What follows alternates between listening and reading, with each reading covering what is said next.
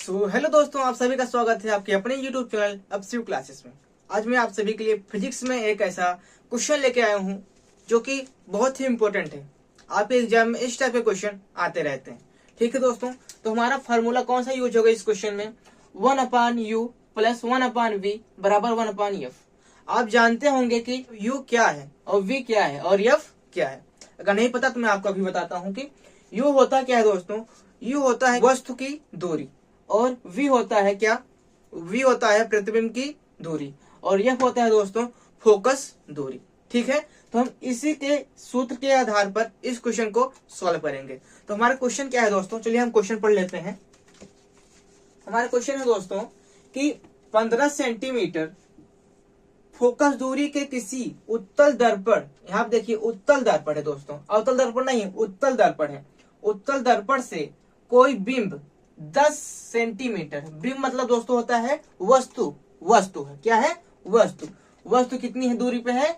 10 centimetre दूरी पे है, दूर रखा है। प्रतिबिंब की स्थिति, हमसे इस क्वेश्चन में क्या पूछ रहा है दोस्तों?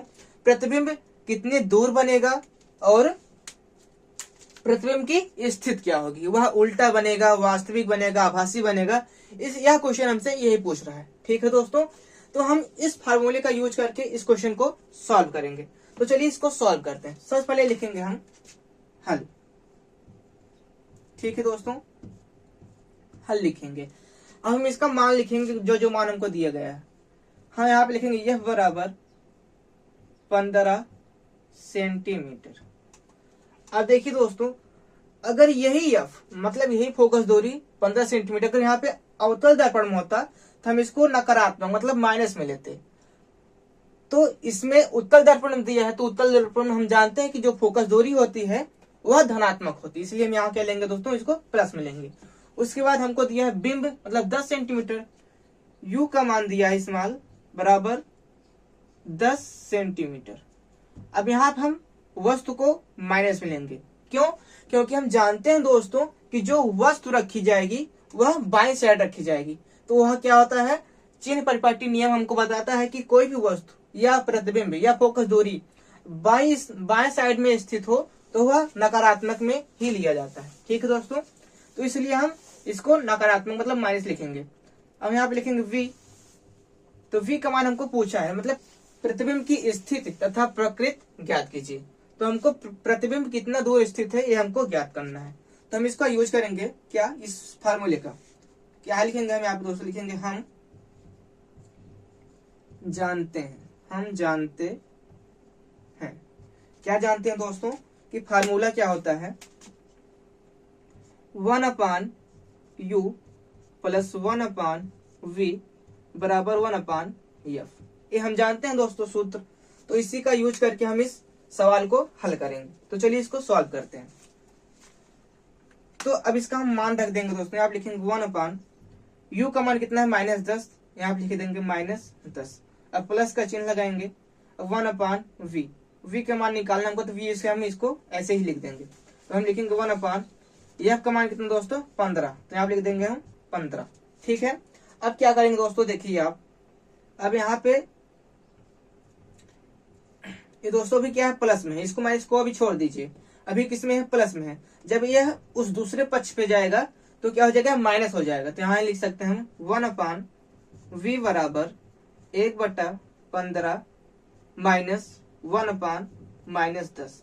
ठीक है दोस्तों, अब यहाँ पे प्लस था इसलिए हम इधर लेके चलेगा, क्या हो जाएगा, माइनस में हो जाएगा। और जो यहाँ पे माइनस का चिन्ह था इसको हम इसको ऐसे ही रख दिए।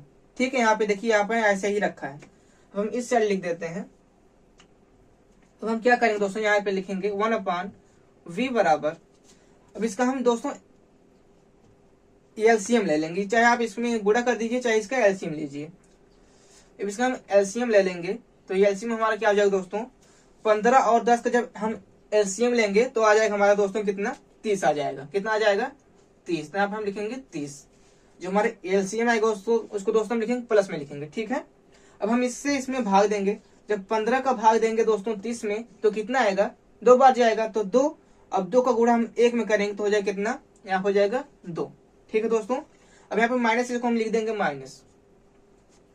ठीक है, अब हम 10 से जब भाग देंगे 30 में, 10 तिहाई 30, 3 बार जाएगा ठीक, तो 3 का गुणा हम 1 में करेंगे तो हो जाएगा कितना, 3 हो जाएगा। ठीक है दोस्तों, लेकिन यहाँ पे माइनस में है इसलिए हम यहाँ क्या लिख देंगे, माइनस में 3।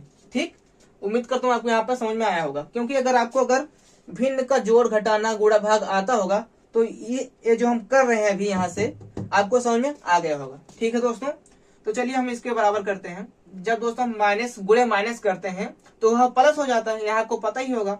हम यहाँ पे लिखेंगे 2, माइनस माइनस हो जाएगा दोस्तों प्लस, हो जाएगा 3 बटे में हो जाएगा 30। ठीक दोस्तों, अब हम क्या करेंगे, आप लिखेंगे 1/v, अब लिखेंगे 1/v बराबर, इसको जोड़ने हो जाएगा आप दोस्तों 5/30। इसको हम काट देंगे, 5 1 5, 5 6 30, तो 1/v बराबर हो जाएगा दोस्तों 1/6। अब देखिए दोस्तों, एक एक बराबर है तो v और 6, मतलब इसका मतलब है कि v का मान 6 निकल के आएगा, 6 सेंटीमीटर। ठीक दोस्तों, यहाँ दोस्तों v का मान प्लस में 6 आया है, तो इससे हमको यह पता चलता है दोस्तों, जो प्रतिबिंब की स्थिति होगी वह क्या होगी कि प्रतिबिंब दर्पण के पीछे 6 सेंटीमीटर दूर पे बनेगा। और प्रतिबिंब कैसे बनेगा दोस्तों, वास्तविक बनेगा और उल्टा बनेगा। ठीक है दोस्तों, यह आपको इस क्वेश्चन के लास्ट में लिखना है। लिख देता हूं कि अर्थात प्रतिबिंब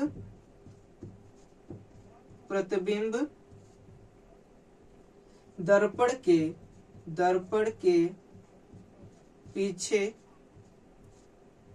6 सेंटीमीटर दूर बनेगा। और कैसे बनेगा दोस्तों, वास्तविक और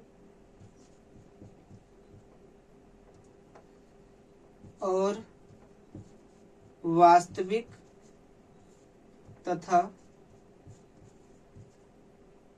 उल्टा बनेगा। ठीक है दोस्तों, आपको लास्ट में इतना लिख देना है। ठीक है, तो उम्मीद करता हूं दोस्तों आपको यह क्वेश्चन अच्छे तरीके से समझ में आ गया होगा। अगर ना समझ में आया तो आप इस वीडियो को पूरा फिर से देखिएगा, तो आपको जो भी डाउट होगा वह क्लियर हो जाएगा। ठीक है, तो चलिए मिलते हैं नेक्स्ट वीडियो में।